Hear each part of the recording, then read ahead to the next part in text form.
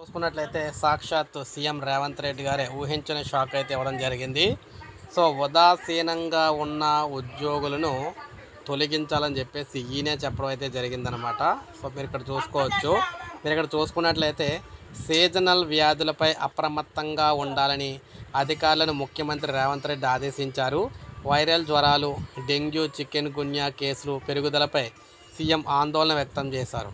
వ్యాధులు రాకముందే తగిన నివారణ చర్యలు చేపట్టాలని గ్రేటర్ హైదరాబాద్లో అదేవిధంగా మిగిలిన పట్టణాలు గ్రామాల్లో కూడా ఫాగింగ్ స్ప్రే ముమ్మరం చేయాలని చెప్పి సూచించారు. ప్రజారోగ్య పరిరక్షణ విషయంలో ఉదాసీనంగా వ్యవహరించే ఉద్యోగులను సస్పెండ్ చేయాలని కూడా ఆదేశించారు.